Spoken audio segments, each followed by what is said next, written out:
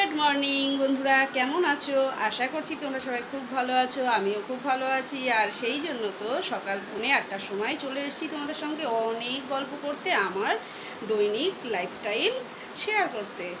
আর ভালো লাগলে, আমার লাইফস্টাইলটা ভালো লাগলে অবশ্যই কিন্তু একটা লাইক আর কমেন্ট করতে ভুলো না, ঠিক আছে? তাহলে চলো দেখতে থাকো ব্লগটা, আশা করছি খুব ভালো লাগবে। আর সকালবেলা প্রতিদিনের মতো আজকেও সমস্ত ঘরের কাজকর্ম সব কমপ্লিট।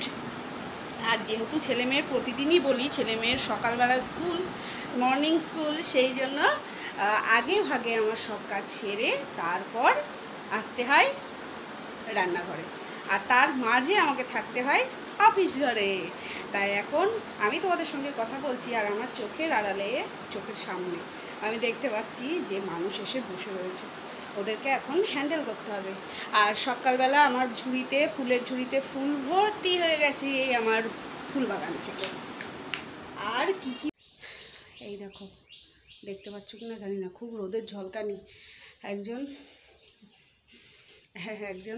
এসে রেডি হয়ে বসে আছে। আমি বললাম এখনও তো 8টা বাজেনি, তোমরা কাজ সেরে এসো। তাই কাজ সারতে গেল। আর এই যে আমার ঘর দোর সব গোছানো কমপ্লিট। আর এই দেখো আমার ছেলে মেয়ের গান তবলার, হারমোনিয়াম তবলার কাছে ইনি এখন গান শিখছেন, আমার মেয়ের মেয়ে, আমার নাতনি। চলো, আর আমি রান্নাঘরের সব মানে যা যা রান্না করবো না সবগুলো নিয়ে চলে গেছি সকালবেলায়। নাহলে বরফ কাটতে লাগে 14 ঘন্টা, তারপর রান্না করতে লাগবে 1 ঘন্টা, বরফ কাটতে লাগে 14 ঘন্টা। সেই জন্য বললাম তাহলে চলো, নিজেকেই বললাম। ফুল বাগানটা পরে দেখাবো, আমার নতুন নতুন আর কি কি ফুল হয়েছে গাছে। বললাম না, এই দেখো সব ফ্রিজ থেকে গোটে গোটে এনে রেখে দিয়েছি, না হলে এই দেখো বরফটা অনেকটা কেটে গেছে। এর মধ্যে আটা আছে, রুটি করব, এর মধ্যে মাছ আছে, মাছের ঝোল করব, আর বরবটি এনে রেখেছি। আর দেখি আজকে ফ্রিজের মধ্যে, ফ্রিজের ডিমের ট্রেতে একটা ডিম রয়েছে, তাই ভাবলাম দেখি এই ডিমটা ভাজা করে বরমশাইকে দিয়ে দেবো। আর এই যে এই বরবটিগুলো দেখো, বরবটিতেও কাঠপিঁপড়ে, আর ভালো লাগে না আমার। আর আমার রান্নাঘর গোছানো করে তারপরে গেছি, বাসনগুলো মেজে না উপরও করতে পারিনি। আমি ভাবলাম আগে ওদিকে সেরে আসি, না হলে আবার মহা মুশকিল হয়ে যাবে। চলো, কি রোদ দেখেছো বাইরে। রুটিটা করার সুযোগ পেলাম, আর ওই যে বরবটিটা কাটতে কাটতে মানুষ এসেছে, আগে মিটিয়ে আসি। মানুষকে সামনে বসিয়ে রেখে লাভ নেই, দেখো দাঁড়িয়ে। ফ্রিজ থেকে যে কোটোতে মাছ নিয়ে এসেছিলাম সবগুলো লাগবে না, গুনে গুনে কপিস করা হবে। সকালে তো ছেলে মেয়ে স্কুলে খাবে। আর এই দেখো গুনে গুনে 4 পিস, আর 2 পিস এক্সট্রা নিলাম, একটা মুড়ো নিলাম, আমার মেয়েটা মুড়ো খেতে ভালোবাসে, তাই আর 2 পিস থাকলো, ওরা রাতে খেয়ে নেবে। আর এটা আর একদিনের জন্য হয়ে যাবে। এই দেখো, কথায় কথায় ভুলে গেলাম যে আমার সাদামাটা ঝোলটাকে কী রকম অসাধারণ করে তুলতে চলেছি আমি আজকে। পটল আর আলু দিয়ে এই যে রুই মাছটাকে রান্না করব, তার জন্য লঙ্কা, আদা, জিরে ফোড়ন দিয়ে দিয়েছি তেলের মধ্যে। এবারে পটলগুলোকে ভেজে নেব, না হলে তো আমার দিকে তাইক্কা থাকবে। এই দেখো পটলটা ভাজা ভাজা হয়ে গেছে, এইবার আলুটা দিয়ে দেবো। আলু আর পটল একসঙ্গে ভাজা হয়ে গেলে বেশ মরে যাবে। আর কিচ্ছু না, জাস্ট একটু লবণ হলুদ দিয়ে কালকে আবার একটুখানি রসে বসে খাওয়া হবে, এইভাবেই চলা হবে এত বড় হয়। তা না হলে প্রতিদিন যদি রসে বসে খেতে যাই তাহলে পিছন আমাকে ছাড়বে না, আমাকে কেন, আমার পরিবারের কাউকেই ছাড়বে না, বুঝলে। একটু মজা করলাম। আর চলো, খুব গরম। আর এখন ঘড়ি কাটা পাক্কা 10টা বাজে, ছেলে মেয়ে স্কুল থেকে এখনও আসেনি। আর আজকে 10টা বাজলে হবে কি, আমার রান্না মোটামুটি কমপ্লিটের দিকে। মাছের ঝোলটা করব, আর চালটা ভিজিয়ে রেখেছি, চালটা ওই যে ভাত করতে মাত্র 15 মিনিট টাইম লাগছে। ভাতটা করে নেবো, ব্যাস দুপুর পর্যন্ত কমপ্লিট। তারপর রাতে কী করি তখন দেখা। এই দেখো লবণ হলুদ দেওয়ার পরে না এইরকম একটা বাটা মশলার গন্ধও বেরোয়, আর মানে যে লবণ কী বলি ওটাকে, মনে হচ্ছে দেখো যে বাটা মশলা দিয়েছি। আর এটাতে ওই যে আদাটা কুচিয়ে দিই, তার জন্যই এই জিনিসটা হয়, অর্থাৎ মশলা লাগে না। এই দেখো আমার ঝোল রেডি। এতে যদি ঘরে তৈরি করা, আমার নিজের হাতে তৈরি করা ভাজা মশলাটা দিতে পারতাম আরও টেস্ট হতো, কিন্তু হাতে তৈরি করা নেই, সেই জন্য দিতে পারলাম না। কিন্তু এই ঝোলটাও খুব ভালো হয়, একদিন করে খেয়ে দেখতে পারো। আর এদিকে আমার ভাত ফুটে গেছে, বাসনও মেজে নিয়ে চলে এসেছি, আমার কাজ কমপ্লিট। বাবা কি গরম বন্ধুরা, মরে গেলাম। তবে হ্যাঁ, একটা জিনিস, বারবার চোখে মুখে জল দিলে বেশ দুর্বলতাটা দূর হয়ে যাচ্ছে, ভালোও লাগছে, আর চোখগুলো মনে হচ্ছে ঠেলে ঠেলে বেরিয়ে আসছে, তাই না বলো? তাহলে চলো, এই তো সকালবেলা আজকে বরবটি আলু ভাজা দিয়ে, ডিম ভাজা দিয়ে বরমশাইয়ের খেতে দিয়ে দেবো। রাগ সকালে বললাম না তোমাদের ফোটা ফুলগুলো দেখাবো, চলো। আজকে আমার গাছে সাদা জবা ফুটেছে, এই দেখো, একটা সাদা জবা আর একটা হলুদ জবা। আর কি পরিমাণ ঘাস হয়েছে, এখন আমি বসে এই ঘাসগুলো পরিষ্কার করব।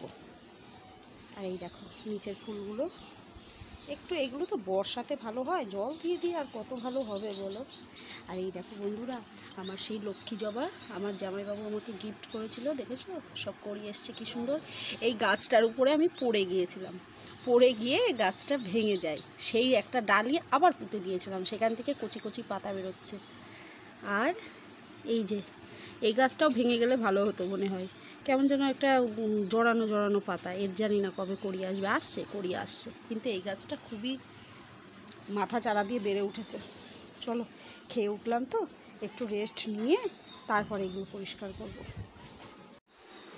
শান্তির নীড়, যখন সব কাজ ছেড়ে এসে ঘরে না, এই গরমকালে ঘরে না, আমার মেয়ে স্কিন চর্চা করছে। আচ্ছা, ঘরে না, এই যে ফ্যানটা চালিয়ে, এই যে এইখানটায় যখন পাট হয়ে শুতে পারি, তখন মনে হয় একটু শান্তি, একটু শান্তি। চলো একটু শুয়ে নিয়ে একটু আবল তাবল ভেবে নিই, তারপর আবার ফিরে আসছি। এই দেখো, আমরা যখন ছোটোবেলায় খেতাম, মনে পড়ে এই আইসক্রিমটার কথা, 8 আনা করেছিল, আর এখন কত করে গো? 10। এই যে খাচ্ছে।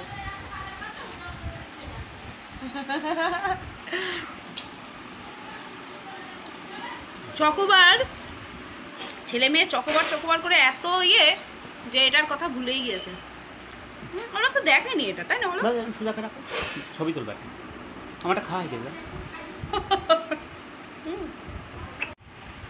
ওই ভিতরটা পরিষ্কার করে জীবন শেষ, শুয়ে রয়েছি আর দেখি এই মালাই আসলো, কি ভালো খেতে, কিন্তু এই একটা মুখে ঢুকে যাচ্ছে। আমি ওর সঙ্গে একটু ইয়ার্কি মেরে নিলাম, এই কুলপি মালাইয়ের এই লোকটার সঙ্গে। আইসক্রিম, আমরা বলতাম আইসক্রিম। আমি 8 আনাই খেয়েছি, মানে 50 পয়সায় খেয়েছি, আর এখন বলছো 10 টাকা। তাহলে আমার বয়স কত হয়ে গেল গো? এতদিন তো টের পাইনি, আজকে এই আইসক্রিমটা কিনতে গিয়ে বুঝতে পারলাম আমার বয়স বেড়েছে। চলো এবার স্নান করবো। গুড ইভিনিং বন্ধুরা, চলে এসেছি তো রান্নাঘরে অনেকক্ষণ। তার আগে আজকে অনেক কাজ করেছি, সামনের রেলিংটা পরিষ্কার করেছি, বিকেলে দেদার একটা আড্ডা দিয়েছি, কাকুলি মনিতা সবাই ছিল একসঙ্গে বসে, আজকে অনেকটা গল্প করেছি। কাকুলি মনিতাকে আমার ভাসুরের মেয়ে। আর এখন চলে এসেছি রান্নাঘরে, খাবে আমার ছেলে মেয়ে, দেখো ঘামে সিঁদুর একদম কোথায় চলে গেছে। যাই হোক, এখন খাবে বলছে চাউমিন, তাই চাউমিন করছি। ঘড়ির কাটা 9টা বাজে, আমি বললাম তাহলে একবারে চলো রাতের খাবারটাই সেরে দিই। কি দিয়ে চাউমিন করছি চলো দেখাই। আর আগামীকাল যেহেতু পঞ্চমী, তাই এপাশে ভাত বসিয়ে দিয়েছি, ভাত রান্না করতে নেই, তাই ভাতটা হচ্ছে। আর চিকেন দিয়ে, চিকেনের কিছু সলিড, আমার বাড়িতে যেহেতু সলিড কেউ খায় না, তাই সলিডগুলো রেখে দিয়েছিলাম, সেটা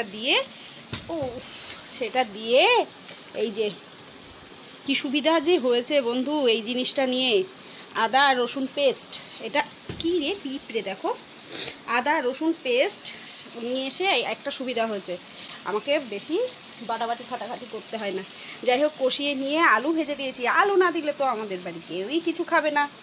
আর তার সঙ্গে এক ধামা চাউমিন, ভালো করে সেদ্ধ করে ঠান্ডা জল দিয়ে কল থেকে ধুয়ে নিয়ে এসেছি, তাহলে কি ঝরঝরে হয়। চলো চাউমিনটা বানিয়ে নিয়ে ওভারে নিয়ে চলে যাই।